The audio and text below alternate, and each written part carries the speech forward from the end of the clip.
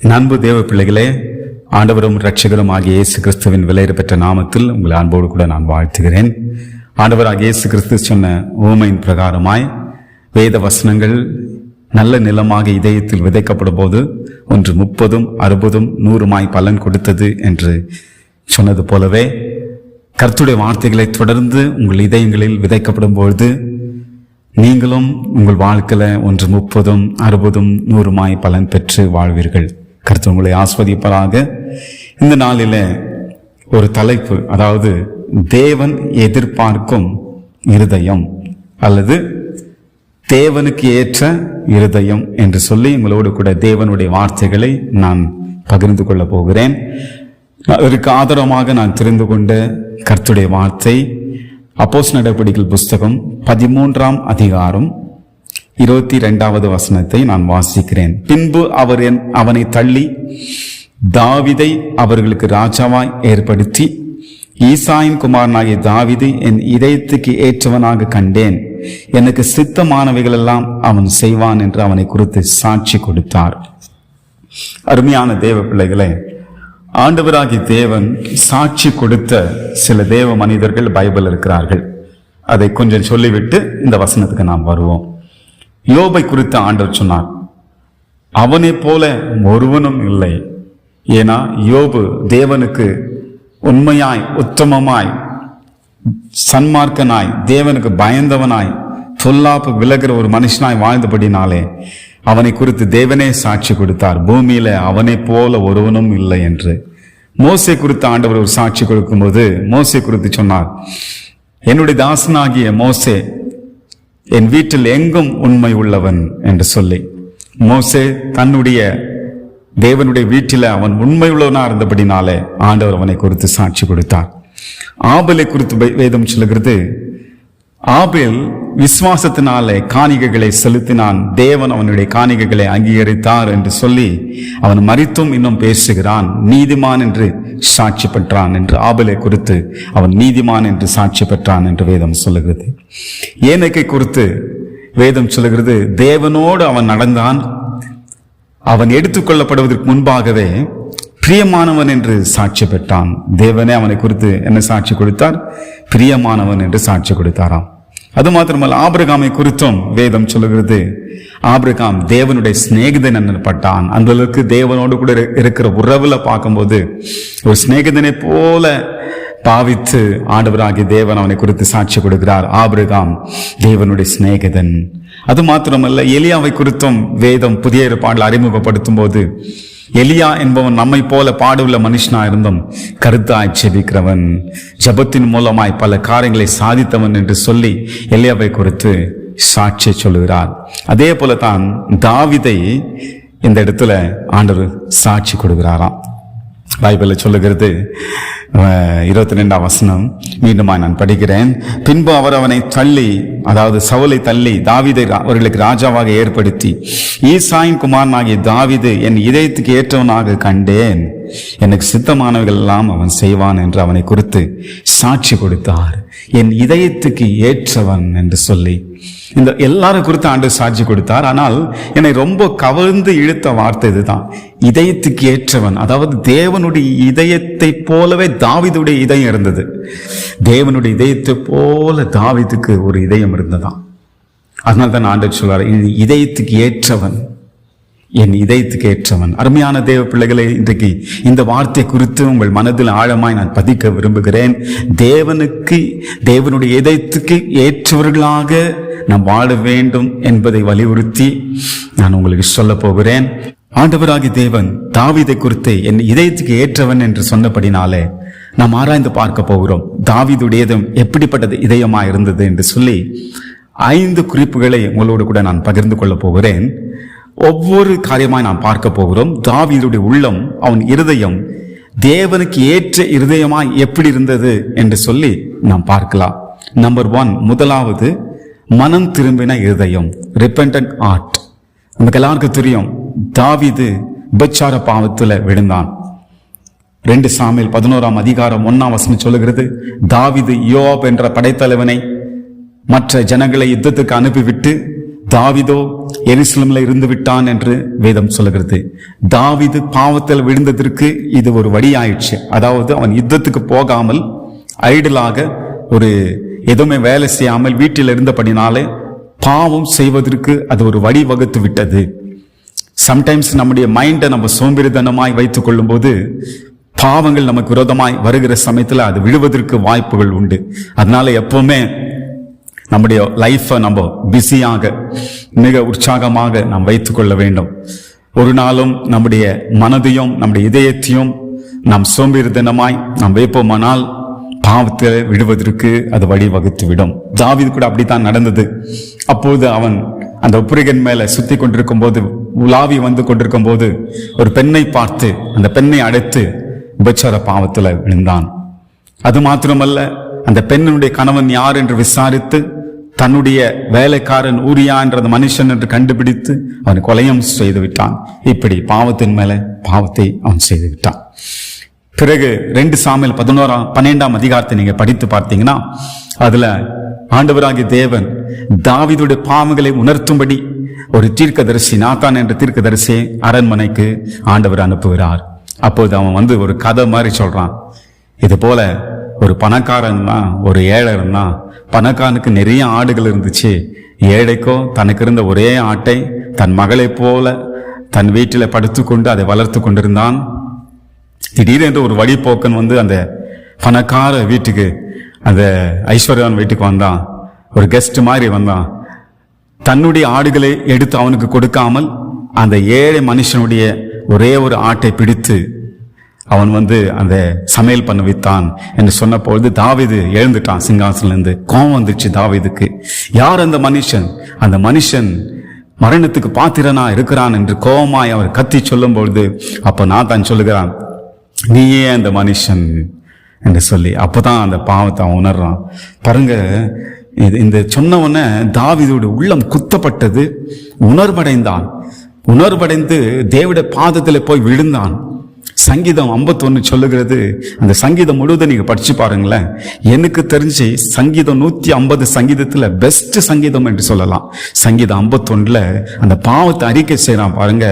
அந்த சங்கீதம் முழுவதுமாய் அத்தனை உள்ளத்தின் ஆழத்திலிருந்து மெய்யாகவே உமக்கு விரோதமாய் பாவம் செய்தேன், உமது கண்களுக்கு முன்பாக பொல்லாக நடப்பித்தேன் என்று சொல்லுகிறான். தேவனே, என்னை கழுவும், என்னை சுத்திகரியும் என்று அப்படி பரிசுத்த ஆவியை என்னிடத்தில் எடுத்துக்கொள்ளாமல் இரும் என்று சொல்லி தேவனுக்கு ஏற்ற பலிகள் நொறுங்குண்டாவிதான், நொறுங்குண்டமான நறுங்குண்டமா இதயத்தை நீர் புறக்கண்ணீர் என்று சொல்லி சங்கீதம் 51 முழுவதுமாய் இன்றைக்கும் அந்த சங்கீதம் நமக்கு ரெலவெண்டா இருக்கும், நமக்கு பொருத்தமா இருக்கும். பாவங்களை அறிக்கை செய்வதற்கும் இன்றைக்கும் அந்த 51ஆம் சங்கீதத்தை நாம் அறிக்கை செய்யலாம்.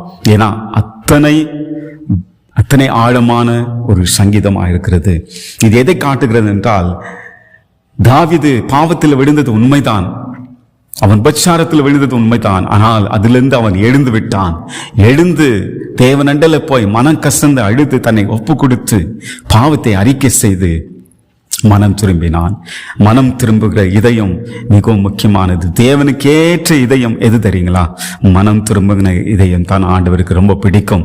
அருமையான தேவ பிள்ளைகளே, நம்முடைய வாழ்க்கையில கூட எதேச்சையாய் பாவத்தில் விடலாம், மிஸ்டேக் பண்ணலாம், தவறு செய்யலாம். ஆனாலும் ஆண்டவர் நம்மிடத்தில் எதிர்பார்ப்பது அந்த பாவத்தை மறைக்க கூடாது.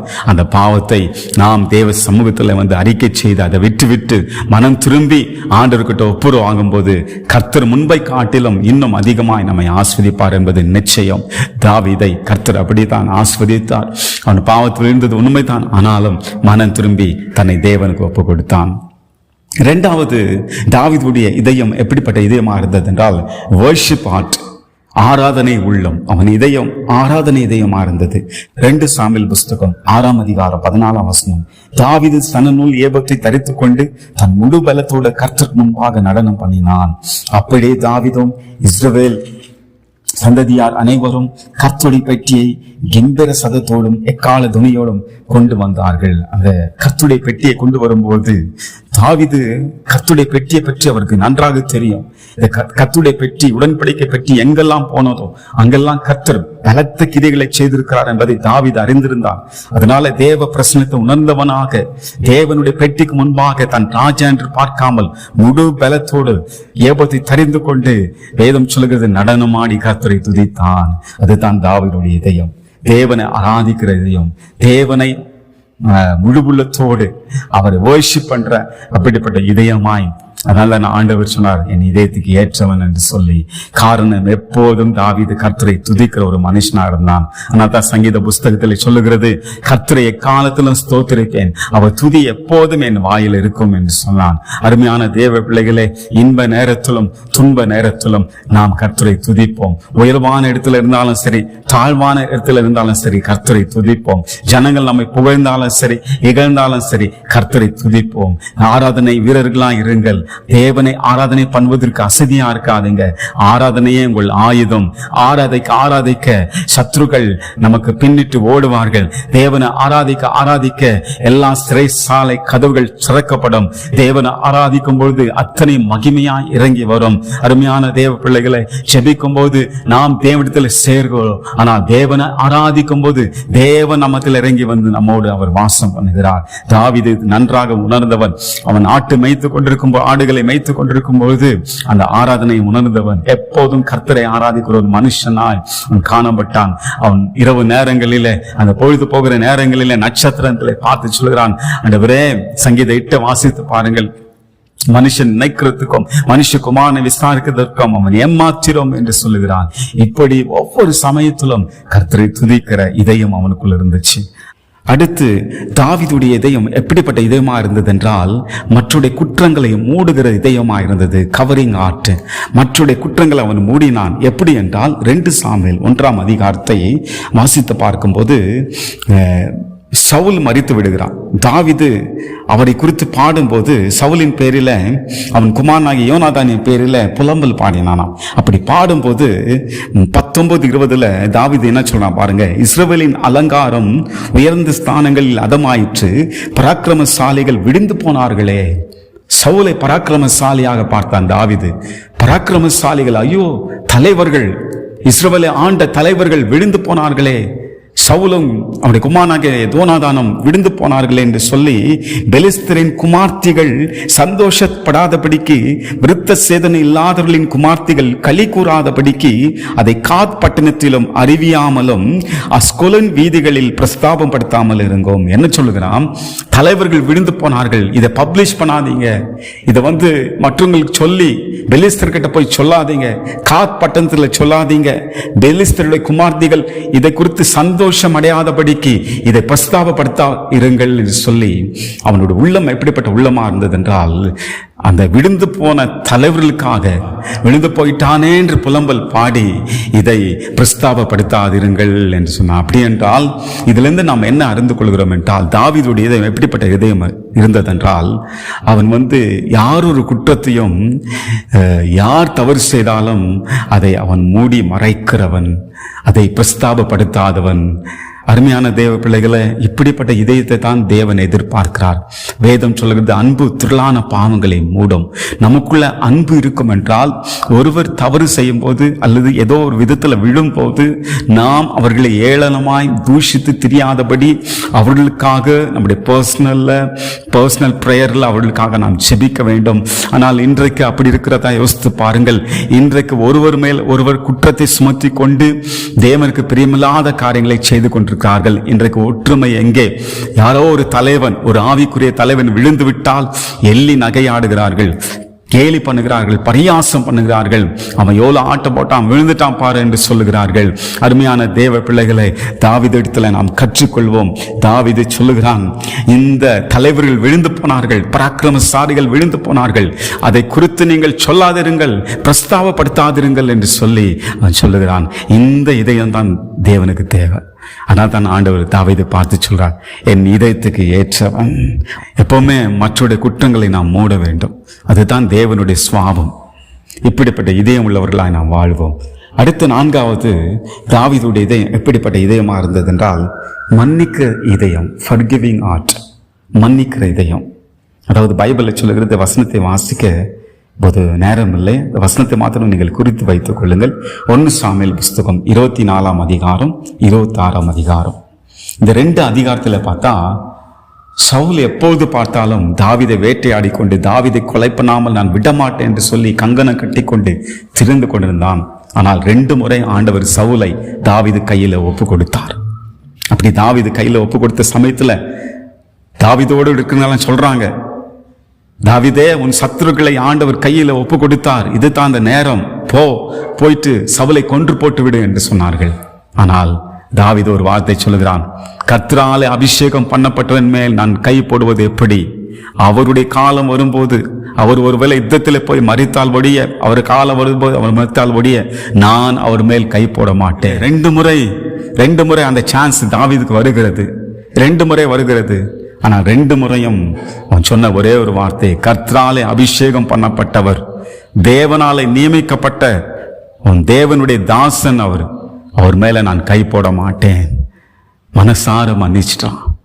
அதனால்தான் தாவீதை ஆண்டவர் அந்த அளவுக்கு சமஸ்த இஸ்ரவேலுக்கு ராஜாவாக ஆண்டவர் உயர்த்தினார். இப்படிப்பட்ட இதயத்தை தேவன் நம்மிடத்தில் எதிர்பார்க்கிறார். தாராளமாய் நாம் மன்னிக்க வேண்டும். அப்போஸ்தலனாகிய பவுல் சொல்றார், கிறிஸ்து உங்களை மன்னித்தது போல நீங்கள் ஒருவருக்கொருவர் மன்னியுங்கள். அருமையான தேவ பிள்ளைகளே, மன்னிக்கிற இதயம் நமக்கு இருக்கட்டும்.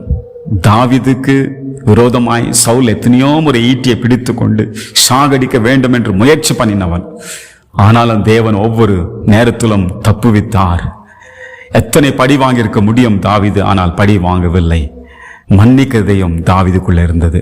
அடுத்து தாவீதுக்குள்ள இதயம் எப்படிப்பட்ட இருதயமா இருந்தது என்றால், பகிர்ந்து கொடுக்கிற இதயம், ஷேரிங் ஹார்ட். எப்படி என்றால் 1 சாமுவேல் 30ஆம் அதிகாரத்தை முழுவதுமாய் படித்து பார்ப்போம். அதுல வேதம் சொல்லுகிறது, தாவீது பயந்து கொண்டு தன்னுடைய குடும்பத்தை சிக்லாக் என்ற பட்டணத்தில் அவன் குடியிருக்கும்படி செய்தான். தன்னுடைய கூட இருக்கிற 500 பேருடைய குடும்பங்களையும் அந்த இடத்துல குடி போகும்படி செய்தான். ஒரு நாள் யுத்தத்துக்கு போயிட்டு திரும்பி பார்க்கும்போது, அதாவது சத்ருக்கள் விரோதமாக எழும்பி வந்து அந்த இடத்தையே நெருப்பினால் சுட்டெரித்து விடுகிறார்கள். இதை பார்த்து தாவீது கதறி அழுகிறான், ஜனங்கள் கதறி அழுகிறார்கள். அப்போது பைபிள் சொல்லுகிறது, தாவீதுக்கு விரோதமாக அங்க இருக்கிற ஜனங்கள் எழும்பி, அவன் கூட இருக்கிற ஜனங்களே எழும்பி இவனை கல்லெடுத்து சாகடிக்க வேண்டும் என்று சொன்ன சமயத்துல தாவீது தன் தேவனாய் கர்த்தருக்குள் திடப்படுத்தி கொண்டு ஏபத்தை போட்டுக்கொண்டு தேவனோடு பேச ஆரம்பித்தான். தேவனே, அந்த யுத்தத்தை நான் பிடிக்க முடியுமா? அந்த தண்டை பின்தொடர்வேனா? அதை பிடித்துக் கொள்வேனா என்று சொல்லி கேட்கும் போது, அப்போ ஆண்டவர் போ என்று சொல்லுகிறார். அதே போல அவன் புறப்பட்டு போகிறான். பைபிளை சொல்லுகிறது, அவன் புறப்பட்டு தன்னோடு கூட வந்த மக்கள் கொஞ்சம் பேர், ஒரு 200 பேர் என்ன பண்றாங்கன்னா சோர்ந்து போய் அந்த இடத்துல இருந்துடுறாங்க ஒரு இடத்துல. அப்போ நீங்க பொருட்களை பாதுகாத்து கொள்ளுங்க என்று சொல்லிட்டு அவங்கள ஒரு இடத்துல நிக்க வச்சுட்டு என்ன செய்கிறான் என்றால், மற்ற ஜனங்களோடு கூட போய் இவன் யுத்தத்தில் ஜெயித்து, பைபிளை சொல்லி ஒன்றும் குறைப்படாமல் எல்லாவற்றையும் திருப்பி கொண்டான். இந்த வசனத்தை உங்களுக்கு முன்பாக நான் வாசிக்கிறேன். 19ஆம் வசனம், அவர்கள் கொள்ளையாடி கொண்டு போன எல்லாவற்றிலும் சிறிதாகிலும் பெரிதாகிலும் குமாராகிலும் குமார்த்திகளிலும் ஒன்றும் குறைப்படாமல் எல்லாவற்றையும் தாவீது திருப்பி கொண்டான். ஒரு சின்ன பொருட்கூட விட்டு வைக்காமல் எல்லாத்தையும் திருப்பி கொண்டான். எல்லாத்தையும் திரும்ப பெற்று ஜெயத்தோடு கூட திரும்பி வரான். அப்போ அங்க இருக்கிற ஒரு சிலர் சொல்றாங்க, தாவீதே, இதை நம்ம கொள்ளையாடி இந்த பொருட்கள் அங்க பொருட்களை பாதுகாத்து கொண்டு இருந்தாங்க பாருங்க, அவங்களுக்கு இது கொடுக்க வேண்டாம், நம்மோடு கூட அவனுக்கு வரல, அதனால இதை நாமே எடுத்துக்கொள்வோம் என்று சொல்லும்போது அப்போது தாவீது திட்டுறான், என் சகோதரரே, கர்த்தர் நமக்கு தந்ததை நீங்கள் இப்படி செய்ய வேண்டாம். கர்த்தர் நம்மை காப்பாற்றி தமக்கு விரோதமாய் வந்திருந்த அந்த தண்டை நம்முடைய கையில் ஒப்பு கொடுத்தார். இந்த காரியத்தில் உங்கள் சொற்கேட்க யார் சம்மதிப்பான்? யுத்தத்திற்கு போனவர்களின் பங்கு எவ்வளவோ அவ்வளவு ரஸ்துக்கள் அண்டைகள் பொருட்கள் அண்டைகள் இருந்தவர்களுக்கும் பங்கு வீதம் கிடைக்க வேண்டும், சரி பங்காக பங்கிடுவார்களாக என்றான். என்ன சொல்றான் தாவீது? சொல்றான், இவெல்லாம் சொல்றாங்க நம்ம கூட அவனுக்கு வரல, அதனால இந்த பொருட்களை அவங்களுக்கு கொடுக்காதீங்க, பங்கு கொடுக்காதீங்கன்னு சொல்லும் போது இந்த தாவீது என்ன சொல்றான், ரஸ்துக்கள் அண்டையில் இருக்கிற நமக்கு எவ்வளவு பங்கு பிரிச்சுக்கிறோமோ அதே போலவே அந்த ரஸ்துக்கள் அண்டையில் பொருட்கள் அண்டையில் இருக்கிற ஜனங்களுக்கும் அந்த பங்கு போக வேண்டும் என்று சரி சமமாக பங்கிட வேண்டும் என்று சொல்லி தன்னுடைய பங்கை, தன் கொள்ளையாடின தன் திருப்பி கொண்ட அத்தனை பங்கையும் அவர்களுக்கும் ஷேர் பண்ணி கொடுத்தான், பகிர்ந்து கொடுத்தான். அப்படிப்பட்ட பகிர்ந்து கொடுக்கிற இதயம் தாவீதுக்குள்ள இருந்தது. அருமையானவர்களே, நம்முடைய வாழ்க்கையில கூட நாமும் பகிர்கிற இதயமா நம்முடைய இதயம் இருக்கட்டும். சுயநலமாய் நாம் வாழாதபடி தேவன் நமக்கு கொடுத்திருக்கான பொருளாதாரத்துல, நமக்கு கொடுத்திருக்கான வசதி வாய்ப்புகளில நாமும் ஏழை எளியோர்களுக்கு பகிர்ந்து கொடுப்போம். அப்படிப்பட்ட இதயத்தை ஆண்டவர் நேசிக்கிறார். ஆண்டவர் தாவீதை பார்த்து சொல்கிறார், என் இதயத்துக்கு ஏற்றவன். நாம் கூட தேவனுடைய இதயத்துக்கு ஏற்றவர்களாய் நடந்து கொள்வோம். தேவனாய் கர்த்தர் இந்த வார்த்தைகளை கொண்டு உங்களை பலப்படுத்துவாராக. God bless you.